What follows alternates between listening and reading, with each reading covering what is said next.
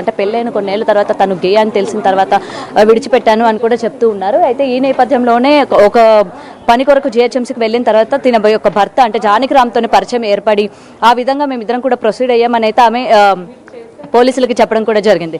మరి అయితే జానకిరామ్ ఏం చెప్పారు ఏంటన్నది ఇప్పుడు వరకు అయితే బయటకు రాలేదు. మొత్తానికి అటు పోలీసులు కూడా ఆమెతోని భర్తతోని మాట్లాడదాము, అసలు మొత్తం కూడా అతని పైన కూడా కేసు ఫైల్ చేశాము అని అయితే పోలీసులు చెప్పారు. ప్రజెంట్ వాళ్ళ వైఫ్ ఉన్నారు, మాట్లాడదాము. అమ్మ, పోలీసులకు ఏమని కంప్లైంట్ ఇచ్చారు, అంటే పోలీసులు ఏ విధంగా స్పందిస్తారు? వాళ్ళు ఫ్యామిలీ మెంబర్స్ చాలాసార్లు నా పైన దాడి చేసిండ్రు. వాళ్ళ మమ్మీ ఏమంటుందంటే, నువ్వు వేరే మ్యారేజ్ చేసుకోరా, ఈ ఏజ్ కంటే చిన్న ఏజ్ ఆడపిల్ల దొరుకుతుంది నీకు, మళ్ళీ చాలా కట్టం డౌరీ ఇస్తారు, ఇది ఎందుకురా ఇంత వయసుది, వదిలేసే దీన్ని కొట్టు, బాగా కొడితే వెళ్ళిపోతుంది అని చెప్పడం. చాలాసార్లు కొట్టిండు కూడా నన్ను. మీకు సొంత మేనత్తే కదా ఆమె? అంటే డాడీ వాళ్ళ సిస్టర్, కజిన్ సిస్టర్ చాలా సార్లు నన్ను కొట్టడము, చెప్పులతో కొట్టడము, ఇంట్లో అందరు కలిసి చేసిండ్రు, నన్ను చంపాలని చాలా ప్రయత్నం చేసారు. అయినా కానీ భరించుకున్నా. ఇప్పుడు ఏంటంటే, నువ్వు పెళ్లి చేసుకోరా, వేరే పెళ్లి చేసుకో, 6 పెళ్లిళ్ళు చేసుకోవచ్చు ఒక మొగాడు. ఆల్రెడీ ఒక ఫస్ట్ మ్యారేజ్ అయింది, ఆ అమ్మాయిని ఎల్లగొట్టేసిండ్రు ఈ ఫ్యామిలీ మెంబర్స్ కలిసి. ఆ అమ్మాయి 4 వెళ్ళగొట్టేసారా లేకపోతే ఆమె ఏమైనా చనిపోయింది? వదిలేసాయి, కొడితే వెళ్ళిపోతుంది, కొట్టేస్తే వెళ్ళిపోతుంది అంటే తనని పంపించేసిండ్రు.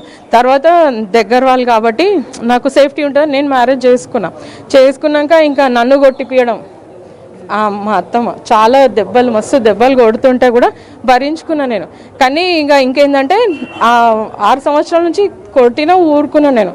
లేడీస్ ఫోన్ మాట్లాడినా ఊరుకున్నా. కానీ వేరే పెళ్లి చేసుకో, వాళ్ళ మదర్ వేరే పెళ్లి చేసుకో, వాళ్ళ అన్నయ్య, వాళ్ళ వదిన, మొత్తం అందరు ఇప్పుడు వేరే పెళ్లి చేసుకోమని చెప్పడానికి గల కారణం ఏంటి? మీరు ఏమైనా కట్నం ఏమైనా ఇవ్వలేదా, లేకపోతే మీకు వేరే ఏమైనా అంటే మీ కుటుంబం అంటే ఇష్టం లేదా, లేకపోతే ఇలాంటి పరిస్థితులు ఏమైనా ఆమెకి ఇష్టం లేనప్పుడు పెళ్లి ఎందుకు చేసుకున్నారు? ఇప్పుడు అన్నదమ్ముళ్ళు ఉంటారు కదా, వాళ్ళ డాడీ, మా డాడీ వాళ్ళ డాడీ బ్రదర్స్ అనమాట. అప్పుడు ఏదో జరిగినాయి గొడవలు, ఆ గ్రడ్జ్ మొత్తం నా మీద తీయడం చేస్తుంది ఆమె. నేను అసలు పుట్టనే లేదు అప్పుడుది, నాకేం సంబంధము. ఫస్ట్ వైఫ్ ఉందా, చనిపోయారా? తెలియదు నాకు, ఫస్ట్ వైఫ్ గురించి నాకు తెలియదు. అంటే మీకు పెళ్లి చేసేటప్పుడు మీ అమ్మ వాళ్ళు చెప్పింది అని అయితే నా హస్బెండ్ చెప్పిండు. మా మమ్మీ చెప్పింది తనని వదిలేసారు అని చెప్తే నేను వదిలేసేసాను అని చెప్పిండు. ఓకే, తనైతే వదిలేసారు అంతేగాని చనిపోయిందని కానీ ఏం లేదు. తను డివోర్స్ అయిపోయింది, తను అదేం లేదు, తనదేం సంబంధం లేదు. మళ్ళీ మ్యారేజ్ చేసుకో, 6 పెళ్లిళ్ళు చేసుకోవచ్చురా, ఇదేముంది దాంట్లో, నీకు చిన్న ఏజ్ అమ్మాయి వస్తుంది, చాలా ప్రయత్నంలోనే ఉండి నన్ను ఇంట్లోకి రానియకపోవడం. ఎంత కట్నం ఇచ్చారు? 6 లక్షలు. 6 లక్షలు డౌరీ కానీ గోల్డ్ ఇచ్చాం, 25 తులాస్ గోల్డ్. ఎన్ని సంవత్సరాలు ఆయన మీతో బాగున్నారు? ఎప్పటి నుంచి అసలు గొడవలు ఎందుకని స్టార్ట్ అయినాయి? ఇక్కడ మా అత్తగారి ఇంట్లో రాగానే స్టార్ట్ అయ్యి గొడవ. 6 ఇయర్స్ అవుతుంది మ్యారేజ్ అయ్యి. దగ్గర వచ్చినాం, ఆ నుంచి నాకు టార్చర్ పెట్టడం. తన వాళ్ళ అమ్మగారు ఉంటారు కదా, మా అత్తమ్మ వాళ్ళ పిన్ని పుష్పమ్మ, ఆమె వాళ్ళ తమ్ముడు ఇక్కడ ఉన్నాడు వెంకట్ అని, మొత్తం మా ఫ్యామిలీలు అన్ని స్పాయిల్ చేస్తున్నాడు. నా సిస్టర్ కానీ నా తమ్ముడు లైఫ్లు అందరినీ స్పాయిల్ మొన్న మా ఇంటి దగ్గర వెళ్తే నన్ను ఫోటోలు తీస్తున్నాడు వెంకట్ అని అతనే ఫోన్లు చేసి చెప్పడం, కొట్టేసేకో ఎల్లగొట్టేసే, మొత్తం వీళ్ళందరూ ఉన్నారు ఇన్వాల్వ్. పుష్పమ్మ, వెంకట్, మా అత్తమ్మ, వీళ్ళు ముగ్గురు కలిసి చేసిండ్రు. ఇంకా వాళ్ళ అన్నయ్య, వాళ్ళ వదిన అందరు కలిసి. నా హస్బెండ్ మంచిగా చూసుకున్నాడు, స్టార్టింగ్లో మంచిగా ఉన్నాడు. ఎప్పుడైతే మా ఇంట్లోకి వచ్చినానో, జాయింట్ ఫ్యామిలీలోకి, ఆ రోజు నుంచి నన్ను చంపడానికి ప్రయత్నం చేయడం స్టార్ట్ చేసిరిగా. ఏ రంగంగా ఎంత కొట్టినా పోతలేదు, చంపేస్తే ఇప్పుడు మిమ్మల్ని తొలగించి వేరే పెళ్లి చేద్దామని పెట్టుకున్నారా? చాలా అదే చేసిండ్రు. అది కుదరకపోతే ఇంకా మెల్లగా నన్ను అవాయిడ్ చేయడం, ఇంట్లోకి రానియకపోవడం. నా హస్బెండ్ ఇంటికి రానియకపోతే నేను వెళ్ళిపోయి మమ్మీ వాళ్ళ ఇంట్లో ఉంటే ఆ రకంగా పెళ్లి చేసుకోవచ్చు అని చెప్పడం. నా హస్బెండ్కి నా ముందే చెప్తుంది, ఇక్కడ రాకు, ఇంకా నువ్వు అక్కడే ఉండు అంటే 4 months అవుతుంది, నన్ను ఇంట్లో వదిలేసి వెళ్ళిపోయి వేరే ఆమెతోని ఉండడం స్టార్ట్ చేసిండు. ఇంకా భరించుకున్నా నేను. మనీ ఉండాలి కదా, ఎట్లా ఉంటా నేను, ఒక్క ఆమెను ఉండలేను కదా. జాబ్ చేయరా? లేదు, నేను జాబ్ చేయను. నేను ట్రీట్మెంట్ తీసుకున్నా, నాకు కొంచెం సర్జరీ అయింది కాబట్టి నేను జాబ్ చేసే సిచ్యువేషన్ లో లేను నేను ప్రెసెంట్. ఇప్పుడు ప్రెసెంట్ ఎవరైతే మీరు పట్టుబట్టారు కదా, ఆమెతో ఎప్పటి నుంచి పరిచయం, మీకు ఎలా తెలుసు అసలు? ఆగస్టులో నుంచి తనతో కలిసి ఉంటున్నాడని తెలిసింది. ఎలా ఆఫీస్ వాళ్ళ దగ్గర నుంచి ఏమైనా సమాచారం తీసుకున్నారా? ఆఫీస్ వాళ్ళ తెలియదు నాకు. మీకు ఎవరు సమాచారం? మా అత్తమ్మనే బిల్డింగ్ లోకి వచ్చింది అనమాట. మా అత్త దగ్గర వచ్చి ఉన్నది అమ్మాయి, డైరెక్ట్ మా ఇంటికే వచ్చేసింది. వస్తే నేను అంటున్నాడు కదా మ్యారేజ్ అని అది అంటున్నారు కాబట్టి నేను అమ్మాయిని పట్టుకొని అడిగితే ఇగో మా అత్తమ్మ అవుతుంది ఆమెను చూపిస్తుంది పైనకి.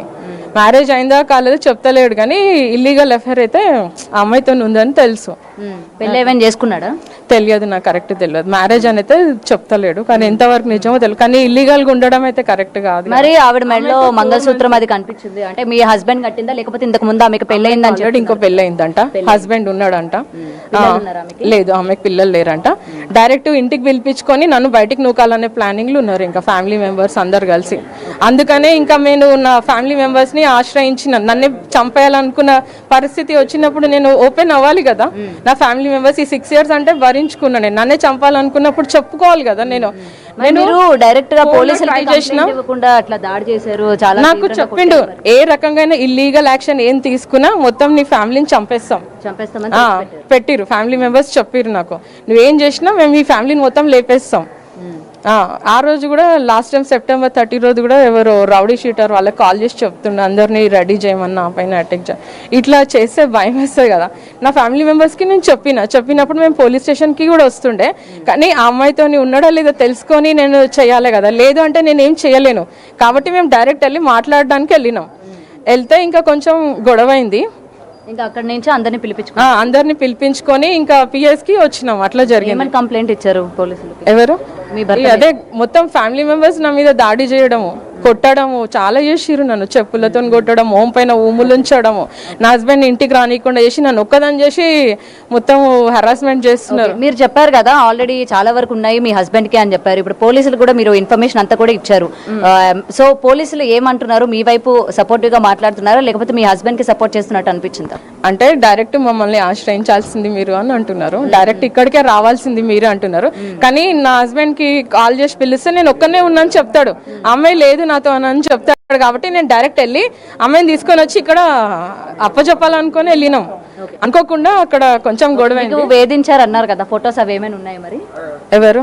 మీ హస్బెండ్. ఏంటంటే నేను మా హస్బెండ్ తోని ఇక్కడ మళ్ళీ సామరస్యంగా సెట్ చేసుకోవాలని ఉద్దేశంతోని ఉన్నాను, ఇంకా ఇంత పెద్దగా చేయాలని లేదు. ఎందుకంటే చేసిన తర్వాత ఆయన మంచిగా కూడా మంచిగా ఉన్నాడు, మంచిగా చూసుకున్నాడు. ఎప్పుడైతే వాళ్ళ మమ్మీ కానీ వాళ్ళ అన్నయ్య, వాళ్ళ వదిన, వాళ్ళ అమ్మమ్మ, వాళ్ళ మేనమ్మమ్మ వాళ్ళ వల్ల నాకు థ్రెటన్ స్టార్ట్ అయింది. వాళ్ళు చెప్పడం వల్ల నా హస్బెండ్ని ఇట్లా తయారు చేసిండ్రు. వాళ్ళు కమిషనర్వి కదా, దాన్ని చెత్తలాగా చూడు, దాన్ని వదిలించుకో ఈ రకంగా. చాలా లేదు ఏం చేయలేదు. ఏంటంటే ఆయన జాబ్ గురించి ఆలోచించి నేను భరించుకున్నా కానీ వాళ్ళ వేధింపులు ఆగుతలేవు చాలా నా మీద. ఇప్పుడు ఆయన సస్పెండ్ చేయాలంటున్నారు, డెఫినెట్ గా ఆ పోస్ట్ నుంచి ఆయన సస్పెండ్ చేయాలి అని చెప్పి కూడా కోరుతున్నారు కదా. మీరేమంటారు మరి? ఆ పోస్ట్ లో ఆయన కంటిన్యూ చేయమంటారా లేకపోతే మీరు కూడా మీ హస్బెండ్ ని సస్పెండ్ చేయండి అని ఏమైనా కోరుకుంటారా? లేదు, నాకేంటంటే నా ఫ్యామిలీ సెట్ చేసుకోవాలన్న ఉద్దేశంలో ఉన్నాను. ఆ అమ్మాయి వల్ల నాకు ఇబ్బంది జరుగుతుంది, ఫ్యామిలీ మెంబర్స్ వల్ల ఇబ్బంది జరుగుతుంది. కాబట్టి ఇది కొంచెం పోలీస్ స్టేషన్లో ఏదైనా న్యాయం జరిగితే చాలు, అంతవరకే ఉంది. కానీ జాబ్ వర్క్ చేయాలి. మరి ఇప్పుడు లాస్ట్ ఫైనల్ గా ఏం న్యాయం కావాలని కోరుకుంటున్నారు? ఇంత జరిగిన తర్వాత మీ భర్త మీ వైపు మళ్ళీ వస్తారు అనుకుంటున్నారా? ఆల్రెడీ అన్నారు చాలా వరకు ఉన్నాయి రిలేషన్స్ అండ్ ఈమెతో కూడా ఉన్నది కాబట్టి ఇంత జరిగిన తర్వాత ఆయన మళ్ళీ మీ దగ్గరకు వస్తారు అనుకుంటున్నారు? వస్తారని అనుకుంటున్నా. ఏం మీకు అంత నమ్మకం ఏంటి అసలు? అంటే ఇష్టపడి పెళ్లి చేసుకున్నాము, అందుకనే వాళ్ళ మమ్మీ వల్ల నాకు ఇబ్బంది జరుగుతుంది. ఫ్యామిలీ మెంబర్స్ సరిగ్గా లేరు. ఆయన స్టార్టింగ్ లో చెప్తుండే వీళ్ళు మంచోళ్ళు గారు, వీళ్ళ మధ్యలో మనం ఉండొద్దని. నేనే వినలేదు. నేను నా పేరెంట్స్, మా ఫ్యామిలీ మెంబర్స్ నాకు నేర్పించిన మోరల్ వాల్యూస్ ఏంటంటే పేరెంట్స్ ని మంచిగా చూసుకోవాలి, మంచిగా వండి పెట్టాలి, వాళ్ళని బాగా చూసుకోవాలి అని చెప్తారు. కాబట్టి నేను అదే ట్రై చేసిన ఫస్ట్ నుంచైనా. నా హస్బెండ్ వీళ్ళ మధ్యలో మ్యారేజ్ వద్దు, బయట చేసుకుందాం, బయట ఉందాం అంటే వీళ్ళతోనే ఉందామని నేను సెట్ చేసిన. స్టేషన్ లో ఆయన మీ వైపు అంత సీరియస్ గా చూస్తున్నారు, నిజంగా మీరు అంటే ఇష్టం ఉన్న వ్యక్తి మళ్ళీ మీతో కలవాలనుకున్నప్పుడు మరి కంటిన్యూ చేయడం జరిగింది కాబట్టి, ఇవాళ ఇష్యూ జరిగింది కాబట్టి ఆయన డిస్టర్బ్ ఉన్నారు. అట్లా అని సమర్థిస్తున్నారు అయితే మీ ఆయన? మీరు సమర్థిస్తున్నా అంటే జరిగింది కదా అట్లా అని చెప్తున్నా. నాకు ఫ్యామిలీ వల్ల చాలా ఇబ్బంది జరిగిందండి. మంచోడు ఎన్ని చేసినా మంచోడు అంటే ఇవాళ మార్నింగ్ గొడవ జరిగింది కదా సార్, అక్కడ కాదండి మీ ఆయన మంచోడు వేరే అమ్మాయితోని సెట్ చేసుకోమని చెప్పడం, వాళ్ళ బట్ లేడీస్ ఉండాలి చెప్పడం, అది వాళ్ళది మిస్టేక్. అది ఆయన ఆఫీసర్ కాబట్టి ఆయన కూడా కొంచెం ఆలోచించి ఉంటే ఇంతవరకు జరిగేది కాదు. నేను కూడా 4-5 months నుంచి వెయిట్ చేస్తున్నా, హస్బెండ్ ఇంటికి వస్తాడు అది ఇది అని చెప్పి. నేను పిఎస్కి కూడా రాలేదు, చాలా వెయిట్ చేసినా కూడా నన్ను మొత్తం అవాయిడ్ చేస్తున్నారు ఫ్యామిలీ మెంబర్స్ మొత్తం. నా హస్బెండ్ని నన్ను మొహం కూడా చూడనీయకుండా, కలవనీయకుండా, ఆయన అసలు ఎక్కడ ఉన్నాడో తెలియకుండా చేసేసిండ్రు 5 months. అప్పుడు నేను ఇంకా చూసి ఫ్యామిలీ మెంబర్స్కి చెప్పినాను నేను ఇప్పుడు మీరు పైన మాట్లాడారు, ఏమైనా మీ హస్బెండ్తో మాట్లాడే ప్రయత్నం చేశారా? లేదు, నేను ఇంకా మాట్లాడలేదు, ఎందుకంటే ఆయన అక్కడ మేము తెలుసుకున్నాం సార్ ఆల్రెడీ. ఎన్ని అంటే మెదక్లో ఒక ఇల్లు తీసుకున్నాడు, తర్వాత మేడ్చల్కి షిఫ్ట్ అయ్యిండు. అక్కడ ఇంకా ఎక్కడ అడ్రస్ దొరుకుతలేదు. అసలు నేను కన్ఫర్మ్ చేసుకొని నేను పిఎస్ వరకు రాలేను కదా, నేను ఎలాంటి యాక్షన్ తీసుకోలేను కదా. ఫస్ట్ ఆయన వేరే అమ్మాయితో ఉన్నాడా లేదా, ఇన్ఫర్మేషన్ ఉంది ఆ అమ్మాయితో ఉన్నాడు అని, కానీ తెలుసుకొని నేను యాక్షన్ తీసుకోవడానికి లేదు కాబట్టి నేను వెయిట్ చేసిన. డైరెక్ట్ చూద్దామని వెళ్ళినాము, చూస్తే నిజంగానే ఇద్దరు కలిసి ఉన్నారు. వేరే అమ్మాయితో ఉండడం అనేది రాంగ్, అది కరెక్ట్ కాదు. కాబట్టి ఇంకా యాక్షన్ తీసుకోవాలని నా ఫ్యామిలీ మెంబర్స్ కలిసి వచ్చిన. కేవలం అమ్మాయిని దూషించడం అనేది కరెక్ట్ కాదు కదా, ఇద్దరు వైపు అవును అదే కదా, వాళ్ళ ఎవరు ఫ్యామిలీ మెంబర్స్ చెప్తే వినడం అంత అది కూడా కరెక్ట్ కాదు. కాబట్టి మా వాళ్ళు కూడా కొంచెం యాక్షన్ తీసుకున్నారు అంతవరకే, కానీ ఇంకా పెద్దగా ఇబ్బంది చేయాలని అయితే లేదు. నాకు నా హస్బెండ్తో కలిసి ఉండాలనుకుంటున్నా అంతే. ఇక్కడ ఏమన్నా న్యాయం జరుగుతుందని వెయిట్ చేస్తున్నా అంతే. అదే ఇప్పుడు చెప్పిందే ఇచ్చాను సార్. ఫ్యామిలీ మెంబర్స్తో చాలా థ్రెట్ ఉంది సార్.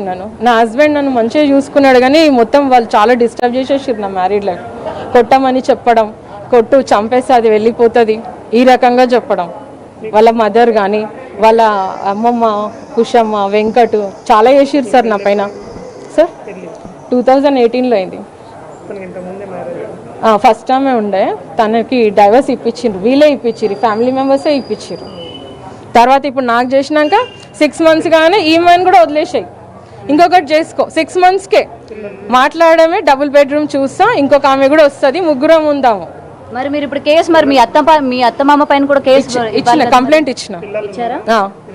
లేదు కాలేదు, ఇంకా కాలేదనే ఇంకా ఇట్లా వేధింపులు, కొంచెం మ్యాన్ హ్యాండ్లింగ్ అవి చేయడం వల్ల నాకు ప్రెగ్నెన్సీలు పోయినాయి సార్.